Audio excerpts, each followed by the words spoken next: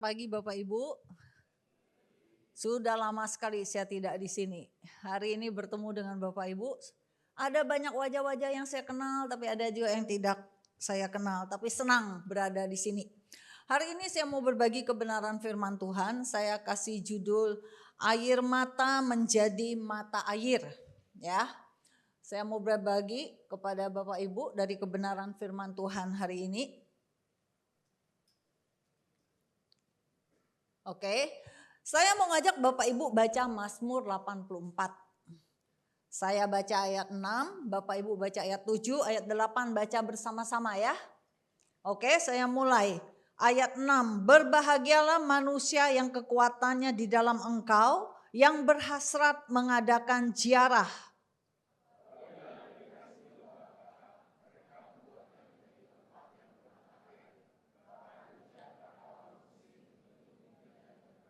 Sama-sama. Mereka berjalan makin lama makin kuat hendak menghadap Allah di Sion. Ya, saya baca ulang ayat 7. Apabila melintasi lembah Baka, mereka membuatnya menjadi tempat yang bermata air. Satu ayat lagi saya mau baca, Mazmur 42 ayat 5, demikian firman Tuhan. Inilah yang hendak ku ingat sementara jiwaku gundah gulana, bagaimana aku berjalan maju dalam kepadatan manusia mendahului mereka melangkah ke rumah Allah dengan suara sorak-sorai dan nyanyian syukur dalam keramaian orang-orang yang mengadakan perayaan. Mazmur 84 ayat 7 tadi berkata apabila melintasi lembah Baka. Nah, Mazmur 42 ayat 5 ini ada satu kata yang negatif di situ dikatakan sementara jiwaku gundah gulana. Jadi ada dua kata di sini, lembah Baka dan gundah gulana. Nah, situasi lembah Baka, situasi gundah gulana itu biasanya situasi yang penuh dengan air mata. Benar nggak Bapak Ibu? Ya, kenapa penuh dengan air mata? Kenapa? Karena itu satu situasi biasanya orang di dalam pergumulan. Orang di dalam kesedihan, orang di dalam kesulitan, atau mungkin dia anak muda, atau seorang yang terjerat dengan narkoba, terjerat dengan minuman-minuman keras, terjerat dengan judi, mau menang jatuh lagi, mau menang jatuh lagi, mau menang jatuh lagi gitu ya. Nah mungkin dia sedang punya beban hidup, ekonomi lagi krisis seperti ini, keuangan tiap bulan, tiap hari mau makan apa, tanggal 1 sampai 5 masih senang gitu ya, tanggal 6 sampai 10 mulai cemas gitu kan. 11 sampai 15 udah mulai apa gitu ya. Jadi penuh dengan beban berat karena pergumulan yang begitu terjadi di dalam kehidupannya. Nah mungkin ada bencana, ada kebakaran, ada gempa bumi dan sebagainya. Berbagai macam situasi ini menyebabkan orang merasa berada di dalam lembah Baka dan gundah gulana. Tapi firman Tuhan berkata apa tadi di dalam Mazmur 84? Apabila melintasi lembah Baka, mereka membuatnya menjadi tempat yang bermata air. Nah gimana caranya kita membuat air mata menjadi mata air? Tapi ada satu statement yang menarik sebelum melintasi lembah Baka itu. Saya mau kita lihat lagi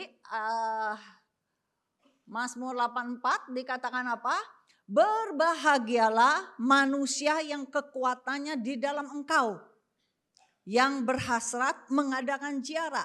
Jadi orang yang bisa melintasi lembah Baka sehingga lembah Baka itu menjadi tempat yang bermata air, itu adalah orang yang kekuatannya di dalam Tuhan. Dari mana dia dapat kekuatan di dalam Tuhan? Dikatakan yang berhasrat mengadakan ziarah. Apa itu ziarah? Hari ini saya mau bagikan kepada Bapak Ibu apa itu ziarah. Ada satu penjelasan yang menarik yang saya dapat dari Google, dari kata ziarah, dari Wikipedia. Dikatakan apa? Ziarah adalah salah satu praktek sebagian besar umat beragama yang memiliki makna moral yang penting. Kadang-kadang ziarah dilakukan ke suatu tempat yang suci dan penting bagi keyakinan dan iman yang bersangkutan. Tujuannya adalah untuk mengingat kembali, meneguhkan iman atau menyucikan diri. Terus saudara pikir, oh kalau gitu saya harus Holy Land dong Kak, ke Israel, ke Yerusalem gitu kan. Terus yang muslim dia harus naik haji. Enggak, ziarah pun bisa engkau lakukan di dalam keseharian hidupmu. Ziarah engkau bisa lakukan di tengah-tengah keluargamu. Ini adalah waktu katanya tujuannya untuk mengingat kembali, meneguhkan iman atau menyucikan diri. Jadi ziarah momen di mana kita mengingat kembali Jumat ini Jumat Agung ya, habis itu Paskah. Momen di mana kita mengingat lagi karya Yesus di kayu salib, tapi bukan hanya Jumat Agung, bukan hanya Paskah. Tapi itu harus menjadi momen setiap hari di dalam kehidupan kita. Yang paling sering saya lakukan di dalam saya berdoa ketika saya bersyukur adalah Tuhan, saya bersyukur untuk anugerah keselamatan yang saya miliki. Itu syukur yang paling sering saya panjatkan untuk keselamatan yang saya miliki. Jadi ziarah itu momen bagaimana engkau flashback. Tadi Edwin bilang flashback sejenak tuh di zaman mahasiswa. Ya saya berharap flashbacknya ingat bagaimana kasih mula-mula, ingat bagaimana bayar harganya segala macam gitu ya. Jadi ziarah itu membuat kita akhirnya kembali kepada kasih yang mula-mula, kembali kepada kerinduan kita akan Tuhan, kembali memahami apa artinya keselamatan itu di dalam Tuhan. Bagaimana perjalanan air mata menjadi mata air? Jadi yang pertama, saudara lakukan ziarah. Saya mau berbicara tentang Yakub. Ya. Yakub arti namanya penipu. Dia menjadi Israel atau pangeran Allah. Ya, Yakub menipu Esau kakaknya, menipu dalam hal apa? Sop kacang merah, Brenabon itu yang pertama ya. Terus yang kedua kerjasama dengan mamanya menipu kakaknya dan bapaknya dalam hal apa? Berkat dari bapaknya. Bapaknya bilang ke Esau, aku kepengen makan ini nih, kamu siapkan, nanti aku berkati kamu. Kedengeran sama mamanya bilang ke dia, kamu ambil deh biar mama olah, kamu yang bawa. Akhirnya berkat untuk Esau diambil oleh Yakub. Jadi dia nipu kakaknya, dia nipu bapaknya. Oke? Terus apa yang dikatakan Esau di situ? Kejadian 37 ayat 26. Bukankah tepat namanya Yakub karena ia telah 2 kali menipu aku. Hak kesulunganku telah dirampasnya dan sekarang dirampasnya pula berkat yang untukku. Enggak cukup di situ karena dia ketakutan dengan Esau, dia merantau ke tempat pamannya Laban. Di situ dia juga menipu pamannya. Ya kan? Ribut kan? Akhirnya dia bilang, ya sudah, sekarang siap pelihara hewan ternakmu, kalau itu berbintik-bintik itu milik siapa, yang ini dia melakukan rekayasa supaya binatangnya sesuai dengan yang dia mau. Jadi makin banyak dia. Jadi dia hidup dalam situasi yang seperti itu. Tapi dia juga terima janji Tuhan. Bahwa Tuhan janji kepada bapaknya akan menjadi bangsa yang besar, memiliki keturunan seperti bintang di langit, pasir di lautan. Oleh keturunannya semua bangsa akan diberkati. Nah Yakub mikir dengan kredibilitas sebagai penipu mungkin gak diberkati oleh Tuhan? Mungkin gak dia mengemban panggilan yang sedemikian besar? Nah Yakub tahu itu tidak mungkin. Dia ketakutan, dia tahu dia harus beresin itu dengan Esau. Dia ketakutan, dalam ketakutannya dia mengatur siasat untuk bertemu dengan kakaknya.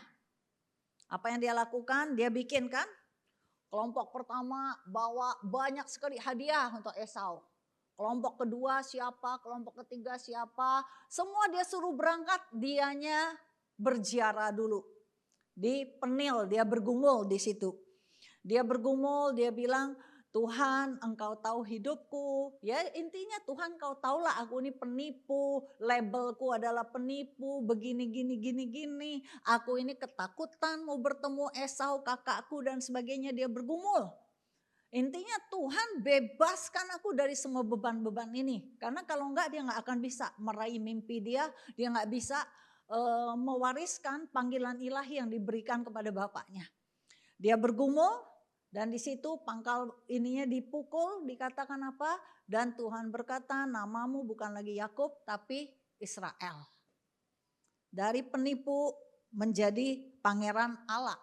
Hasilnya apa? Dikatakan Kejadian 33 ayat 4, tetapi Esau berlari mendapatkan dia, didekapnya dia, dipeluk lehernya dan diciumnya dia, lalu bertangis-tangisanlah mereka. Jadi kalau engkau mau melintasi lembah Bakah menjadi tempat yang bermata air, kalau engkau mau air mata itu menjadi mata air, berdamailah dengan dirimu. Berdamai dengan sesamamu, berdamai dengan Tuhanmu. Mungkin engkau masih terikat dengan dosa apa, hanya engkau yang tahu. Saya percaya Roh Kudus ada di tempat ini. Mungkin di dalam berbisnis engkau tahu ada hal-hal yang engkau lakukan tidak berkenan. Mungkin engkau sedang kecewa, sedang kepahitan dengan orang tuamu, atau dengan anakmu, atau dengan rekan bisnismu, engkau yang tahu. Tuhan berkata, berdamailah. Saya bilang berdamai dengan Tuhan, berdamai dengan dirimu sendiri. Mungkin kau merasa, aku memang bodoh, aku memang gak bisa. Penuh label-label yang diberikan kepadamu. Ingat Gideon, ketika bangsanya diserang, dia sembunyi di tempat pengirikan.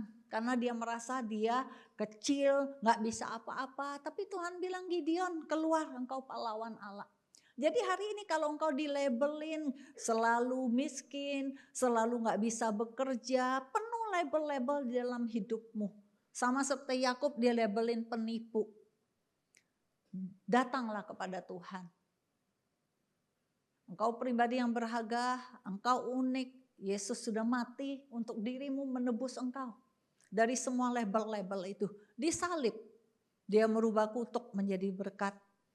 Disalib, dia merubah yang tidak berharga menjadi berharga. Dia merubah kekalahan menjadi kemenangan. Keputusasaan menjadi harapan. Kesedihan menjadi sukacita. Berziarahlah. Saran saya, sesibuk-sibuknya engkau, mesbah doamu dipertahankan, disiplin rohaninya dilakukanlah, seminggu sekali berpuasa. Suami, istri, ajak anak-anak, setidaknya ada waktu berdoa bersama.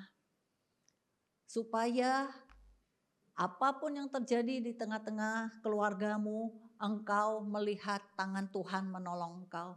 Saya lahir di tengah keluarga yang boleh dikatakan oma saya itu pahlawan iman. Kenapa saya berkata begitu? Ketika dia meninggal, hamba-hamba Tuhan pendeta di Bangka itu kirim bunga, tulisnya apa? Selamat jalan pahlawan iman atau pahlawan doa, saya lupa.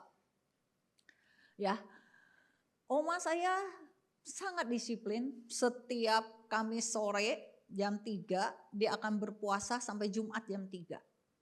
Setiap pagi dia bangun berdoa, setiap 5 sore kami gak boleh nyalain TV karena itu waktunya dia berdoa. Nah yang menarik apa, setiap kali ada pergumulan di tengah keluarga, usaha papa saya lagi goyah. Kakak saya pernah ninggalin Tuhan karena kecewa sama Tuhan gak mau ke gereja, dia panggilin kita. Ayo puasa berantai, kamu hari apa, kamu hari apa, kamu hari apa. Tujuannya supaya Tuhan menolong usaha papamu, Tuhan menolong kokomu yang sedang jatuh. Dan kami lakukan itu dengan tidak mengertinya, paham ya? Dengan tidak mengertinya ya udah taat aja lakukan, tapi ya Tuhan menolong. Tuhan menolong berapa kali krisis keuangan di tengah keluarga dipulihkan, Tuhan menolong kakak saya yang jauh dari Tuhan kembali kepada Tuhan, itu terjadi. Jadi keluarga-keluarga dunia tidak sedang baik-baik saja, bukan hanya Indonesia tapi dunia. Krisis ekonomi lagi melanda, bencana terjadi di mana-mana dan diprediksi akan ada bencana besar katanya di Jakarta, belum tahu aja waktunya kapan. Nah di dalam masa-masa seperti hari ini, atau apa yang akan terjadi yang kita nggak bisa prediksi, saran saya mesbah keluargamu dipertahankan. Dan yang 11 ayat 32b berkata, umat yang mengenal Tuhannya akan kuat dan bertindak. Jadi bagaimana merubah air mata menjadi mata air? Lakukanlah ziarah. Ziarah bicara tentang apa? Waktu yang kau siapkan untuk engkau tetap on sama Tuhan, tetap dekat sama Tuhan, menyelesaikan segala sesuatunya bersama dengan Tuhan. Itu poin pertama, bagaimana membuat air mata menjadi mata air. Yang kedua, mentoring atau pemuridan, ya. Mau mentoring, mau pemuridan, ini sangat perlu karena kita hidup sebagai makhluk yang bukan independen. Karena Tuhan aja kita tahu 3 di dalam 1, ada Bapa, ada Anak, ada Roh Kudus. Ya, di dalam 1 Tesalonika 2 ayat 7 saya bacakan. Tetapi kami berlaku ramah di antara kamu sama seperti seorang ibu mengasuh dan merawati anaknya. Demikianlah kami dalam kasih sayang yang besar akan kamu, bukan saja rela membagi Injil Allah dengan kamu, tetapi juga hidup kami sendiri dengan kamu, karena kamu telah kami kasihi. Ayat 11 dan 12 saya bacakan. Kamu tahu betapa kami seperti bapa terhadap anak-anaknya. Telah menasehati kamu dan menguatkan hatimu seorang demi seorang. Dan meminta dengan sangat supaya kamu hidup sesuai dengan kehendak Allah yang memanggil kamu ke dalam kerajaan dan kemuliaannya. Jadi Tuhan bilang kita harus seperti ibu dan seperti bapak. Engkau punya keluarga jasmani, ada ibu, ada bapak. Engkau menolong mereka, dari mereka bertumbuh, dari bayi, dari kecil sekolah sampai dia mencapai cita-citanya. Di dalam keluarga rohani pun seperti itu. Kalau engkau hari ini di dalam lembah baka, jadilah orang yang punya hati anak. Datengin kakak rohanimu, bapak ibu rohanimu, bilangin kak temenin aku gak sanggup kayaknya sendirian. Kalau engkau hari ini tidak di dalam lembah baka, sadarilah ada orang-orang di lembah baka yang kau perlu temani. Supaya dia bisa merubah lembah baka itu menjadi tempat yang bermata air. Kak, aku di lembah baka, tapi aku dituntut juga nih untuk nemenin orang. Gak apa-apa.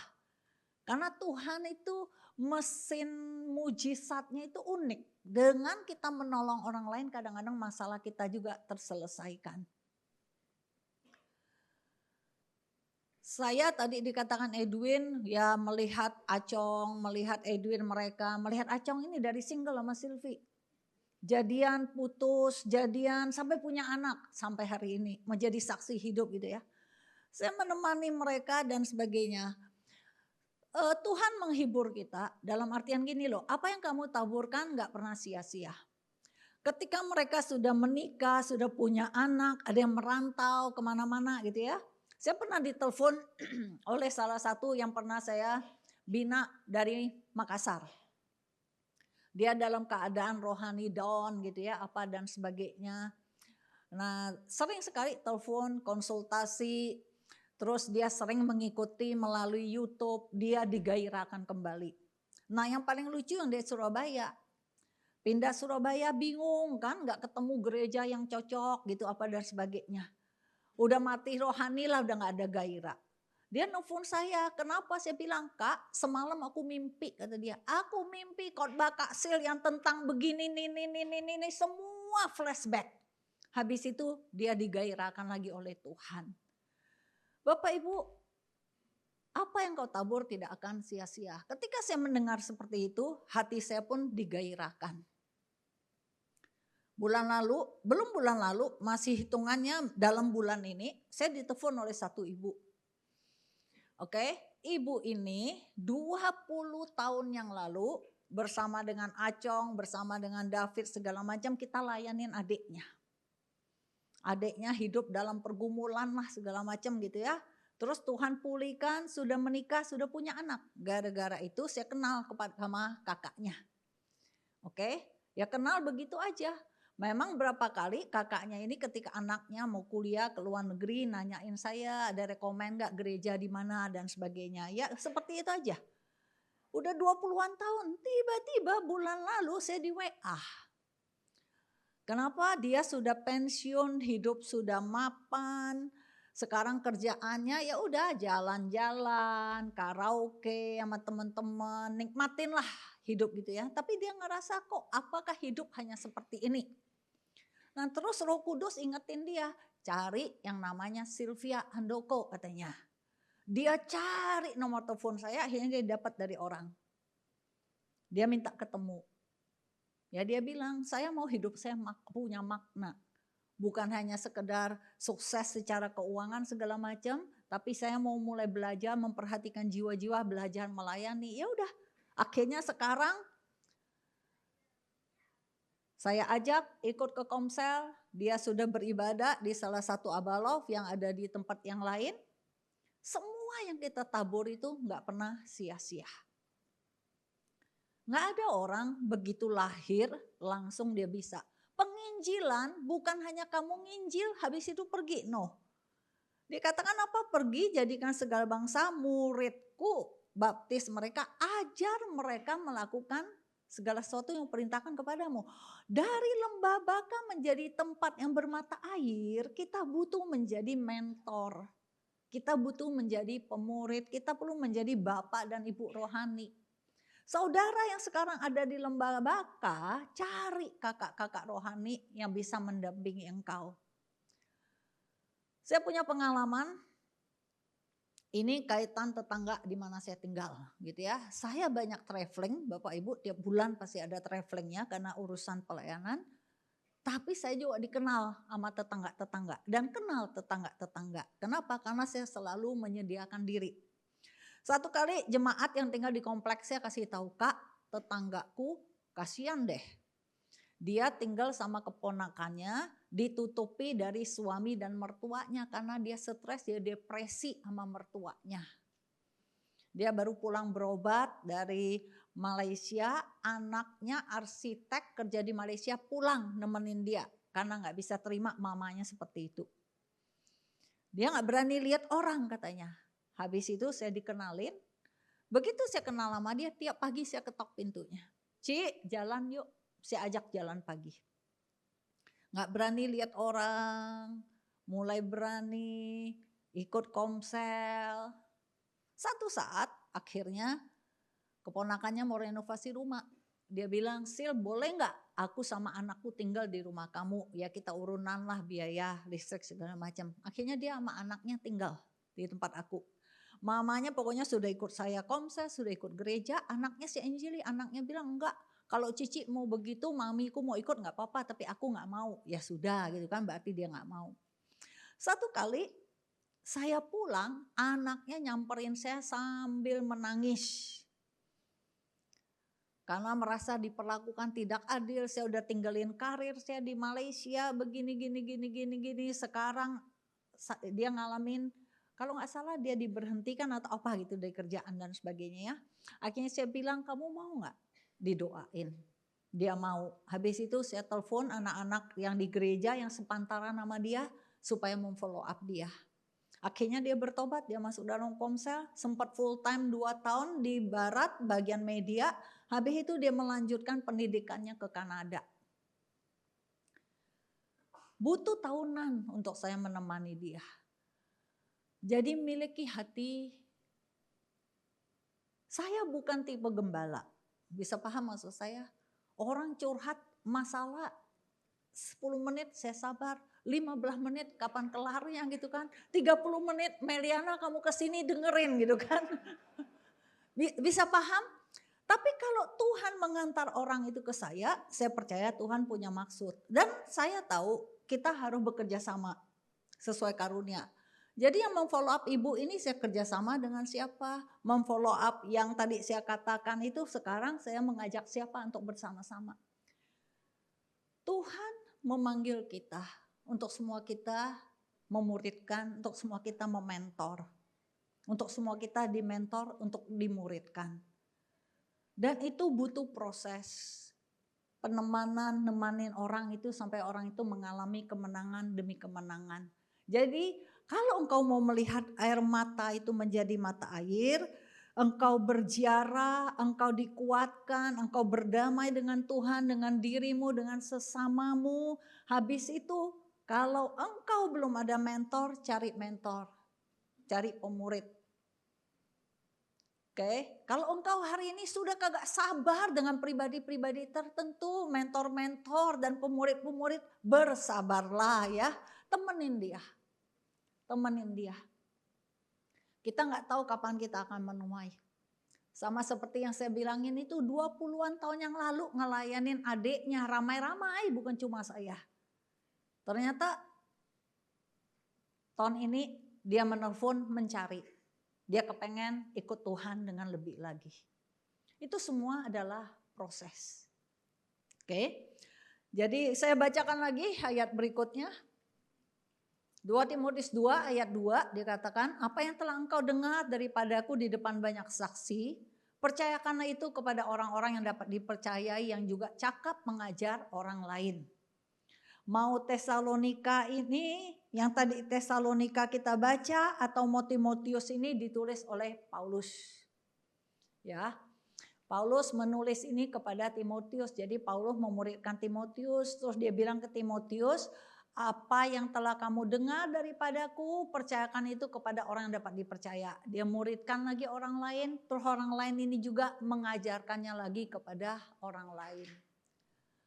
Hidup kekristenan ya siklusnya seperti itu. Yang bisa membuat saya hari ini tetap bergairah bagi saya karena saya hidup di dalam siklus itu. Saya tetap bersentuhan dengan level yang baru percaya, level yang sudah percaya lama, level yang sudah pemimpin. Saya selalu berusaha untuk tetap menyentuh orang-orang yang baru percaya, orang-orang yang haus akan Tuhan. Kenapa? Karena itu yang memberi kegairahan di dalam hidup kita.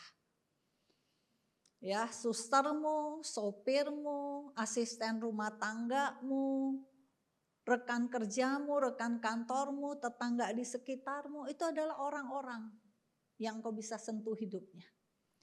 Saya pergi kemana-mana, tapi hari ini di rumah saya pohon jambu lagi berbuah, pohon mangga lagi berbuah, pohon lengkeng lagi berbuah, pohon ara lagi berbuah, rata-rata ditanamnya di pot.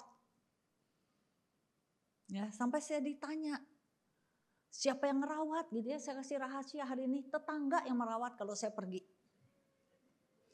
Saya ada kolam ikan, koi di belakang. Siapa yang kasih makan? Tetangga yang kasih makan kalau saya pergi. Kok bisa? Ya karena hubungan yang baik dengan tetangga. Dia orang Buddha, dulu dia Kristen, kakaknya pendeta, dia menikah karena istrinya Konghucu lah ya, Buddha begitu akhirnya menjadi Buddha. Dia suka sekali tanaman gitu segala macam gitu ya. Jadi kalau saya pergi lama saya titip kunci supaya bisa masuk ngasih makan ikan. Mau bapaknya mau istrinya dua-duanya pokoknya udah familiar.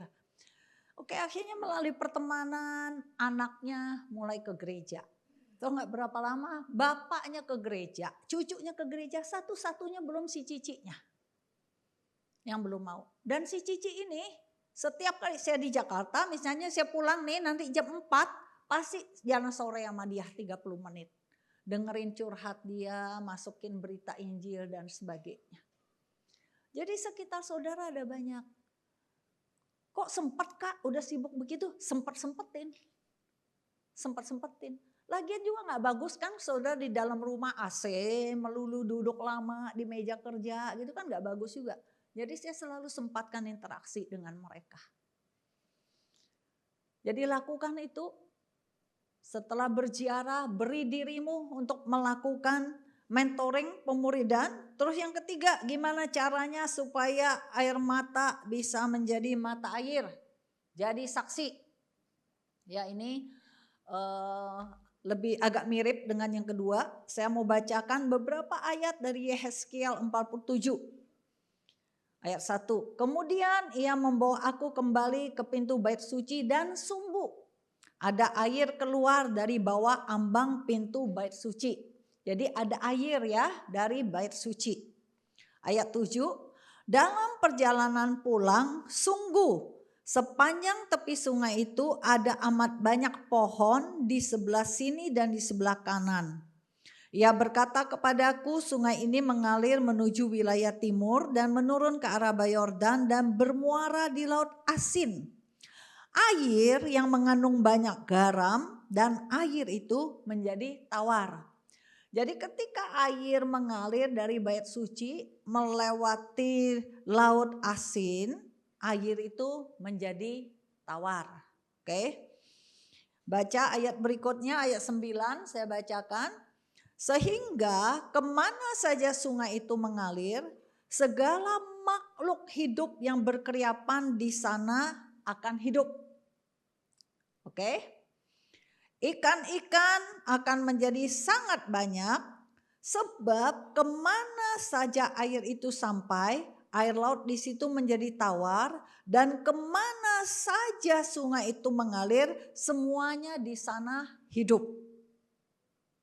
Lihat, kalau saudara baca satu perikop, airnya katanya pertama semata kaki, terus sampai selutut. Jadi makin besar aliran air itu, makin banyak kehidupan yang terjadi. Ayat 10, maka penangkap-penangkap ikan penuh sepanjang tepinya, mulai dari En-Gedi sampai En-Eglim. Daerah itu menjadi penjemuran pukat, dan di sungai itu ada berjenis-jenis ikan, seperti ikan-ikan di laut besar sangat banyak. Tetapi rawa-rawanya dan paya-payanya tidak menjadi tawar. Itu menjadi tempat mengambil garam. Ayat 12. Pada kedua tepi sungai itu tumbuh bermacam-macam pohon buah-buahan. Yang daunnya tidak layu dan buahnya tidak habis-habis. Tiap bulan ada lagi buahnya yang baru. Sebab pohon-pohon itu mendapat air dari tempat kudus itu. Buahnya menjadi makanan dan daunnya menjadi obat.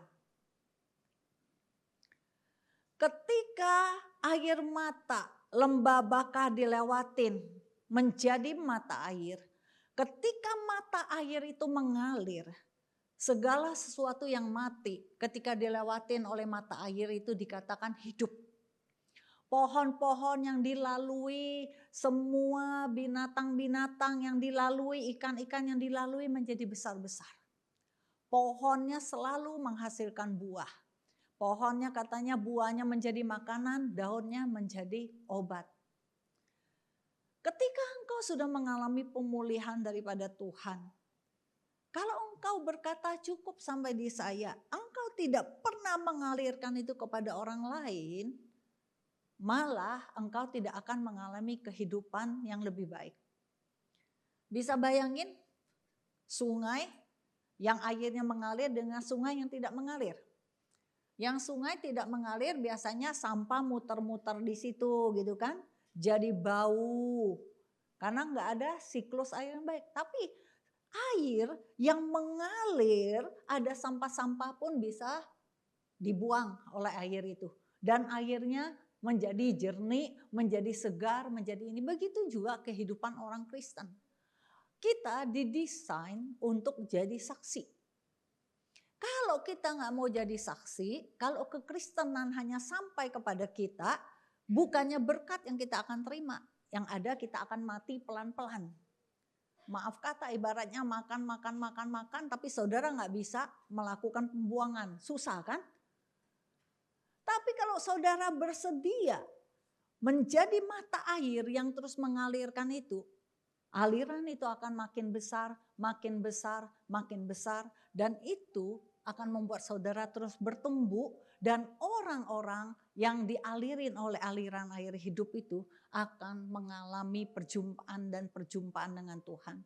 Akan mengalami pemulihan, akan mengalami kesembuhan. Karena Tuhan memanggil gerejanya untuk menjadi instrumen Tuhan mengalirkan mata air kehidupan itu. Tuhan memanggil gereja untuk merubah kematian menjadi sungai kehidupan. Dikatakan apa Yehezkiel tadi ayat 1, dari bait suci mengalir aliran air itu. Gereja adalah bait suci. Bait gereja itu siapa? Gereja itu saya, kamu, dan dia. Kitalah gereja Tuhan. Bahkan kita sendiri dikatakan apa? Tubuh kita adalah baitnya Allah. Ketika kita sudah pulih, kita sudah mengalami pemulihan, sudah berdamai dengan Tuhan, sudah berdamai dengan sesama, berdamai dengan diri kita sendiri. Ketika kita percaya kita punya Roh Kudus. Dikatakan kan di dalam Yohanes 4, dari hati orang percaya akan mengalir aliran-aliran air hidup. Mata air kehidupan itu ada di dalam diri kita. Itulah pribadi Roh Kudus dengan karunia-karunia-Nya. Ketika kita alirkan itu untuk menjadi berkat, untuk melayani orang lain, aliran itu semakin besar, semakin besar, semakin besar. Saya berdiri hari ini di hadapan Bapak Ibu. Ada banyak rekan-rekan yang tahu saya bertobat dari mahasiswa, melayani di kampus di mana saya berada.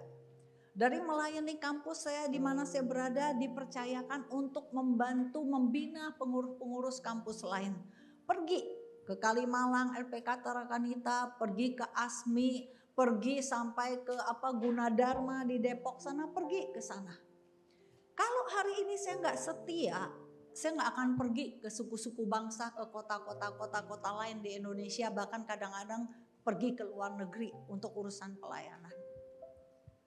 Semua bisa terjadi, kenapa? Karena saya tahu mata air kehidupan Tuhan sendiri ada di dalam diri saya dan dia mau saya menjadi instrumennya untuk mengalirkan mata air kehidupan itu. Mulai dari kampus-kampus, kepada suku-suku bangsa, kepada kota-kota, kepada bangsa-bangsa.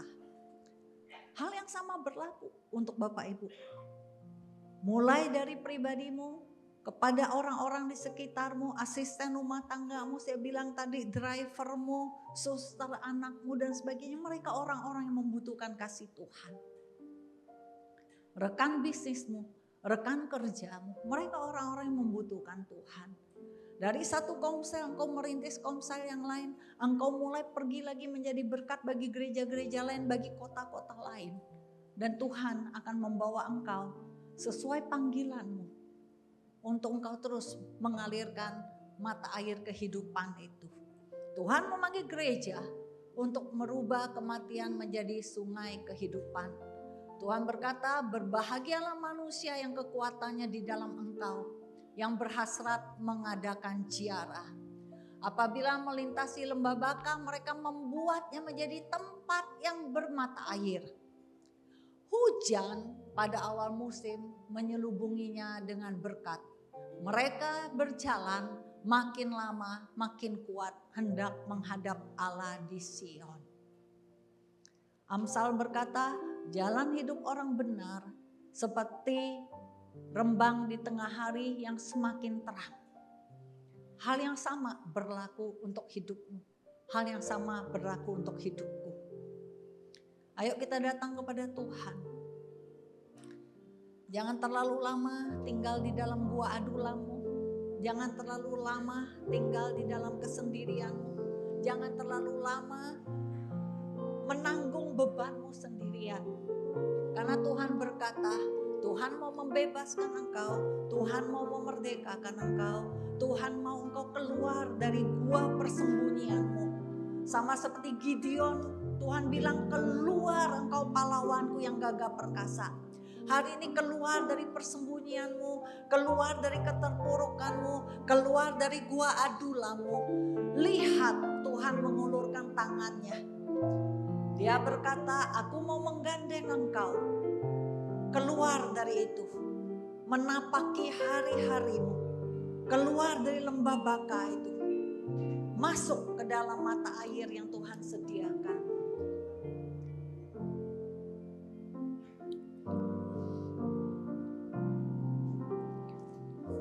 Roh Kudus ada di tempat ini. Dia mau berbicara kepada setiap pribadi, Bapak Ibu. Datang kepada Dia. Yes.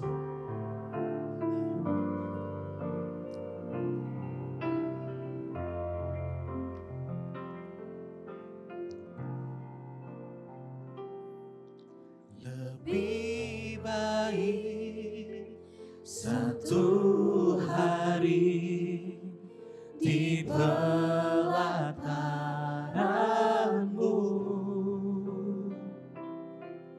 daripada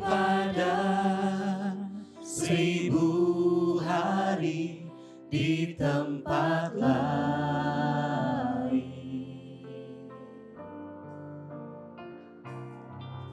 Memuji-Mu, menyembah-Mu, Kau Allah yang hidup, dan menikmati semua kemurahan-Mu.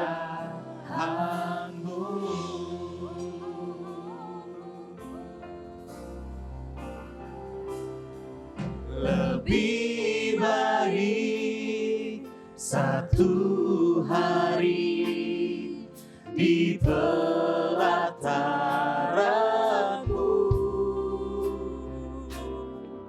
daripada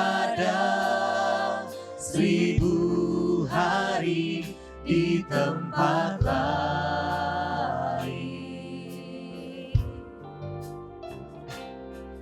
Memuji-Mu, menyembah-Mu,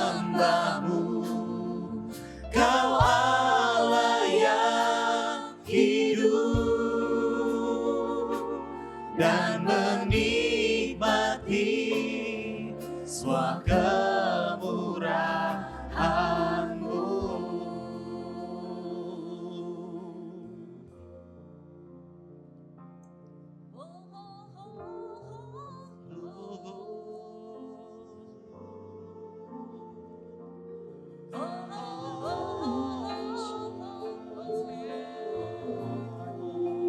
Tuhan berkenan untuk Engkau temui hari ini.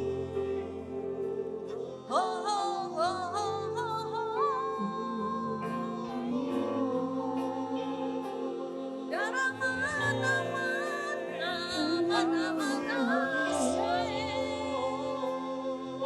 di mana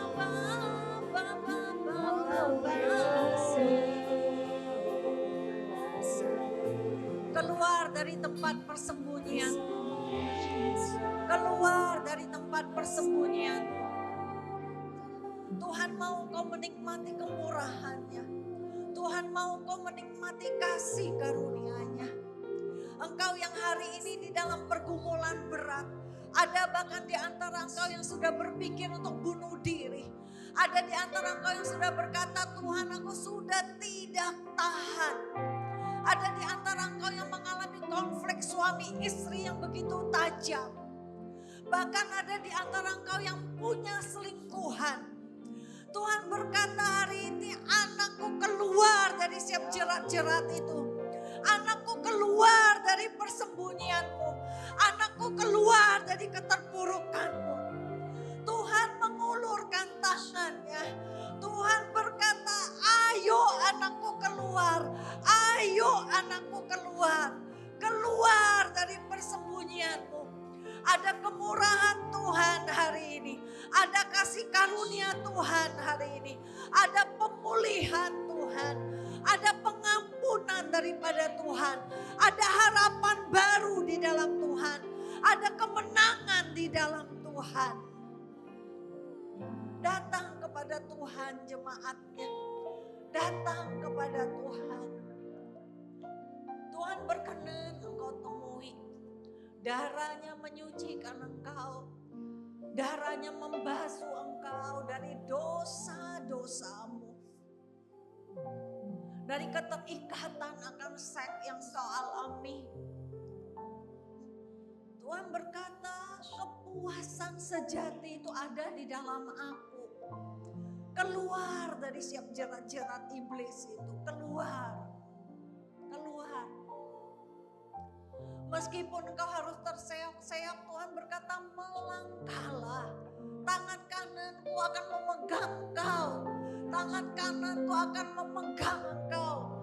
Mau nemani engkau menjalani langkah-langkah di dalam hidupmu. Langkah-langkahmu bersama dengan aku akan menjadi langkah-langkah kecil. Langkah-langkah kecil itu akan menjadi langkah-langkah mujizat. Sehingga engkau tiba kepada kemenangan itu.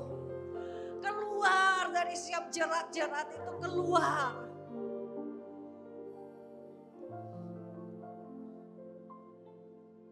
Ora bakara bakara mana karabakora takarabakora mako.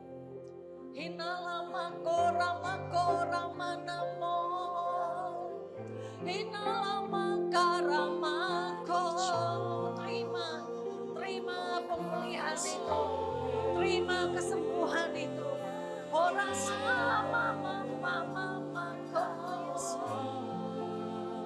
Terima.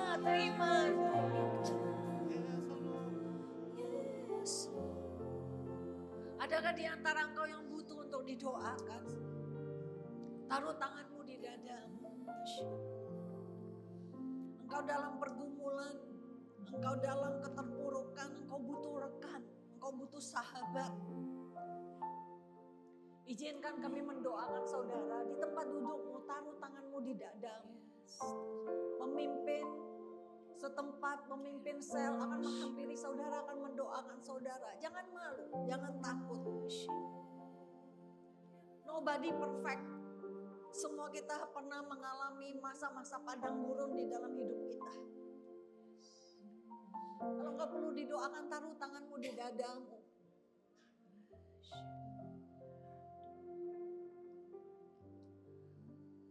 Ora bakata karabayas. Kinalamaya santa karabakata karamayasi. Ora bakora takarabakata Roh Kudus terus bekerja di tengah-tengah kami. Mai kata karaba, engkau suami istri berpegangan tangan berdoa hari ini. Berdoa untuk pergumulan di dalam keluargamu, berdoa untuk anak-anak. Ora bakarabako. Orang mana-ko. Himara mana ses. Oh.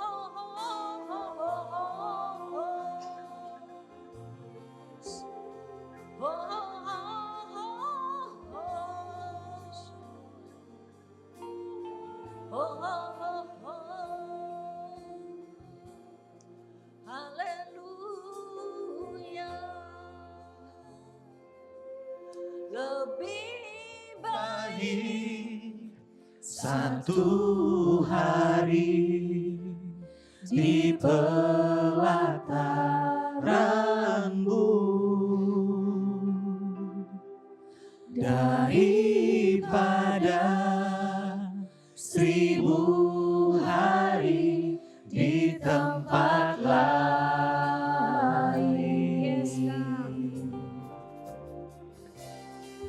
Memuji-Mu, menyembah-Mu, Kau Allah yang hidup, dan menikmati semua kemurahan-Mu.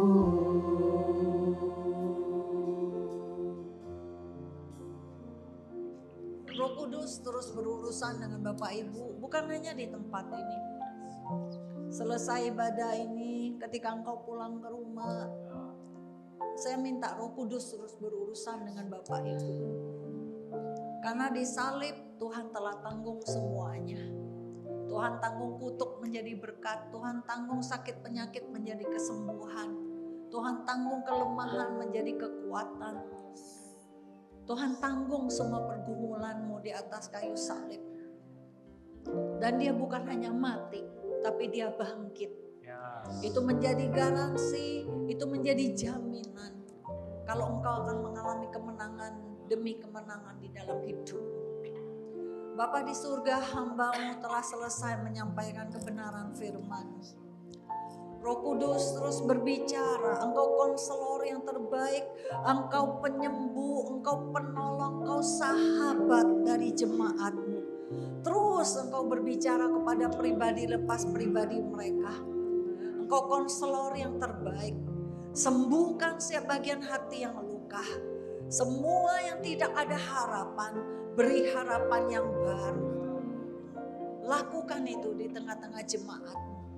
Terima kasih Tuhan. Dalam nama Yesus. Siap kita yang percaya katakan amin.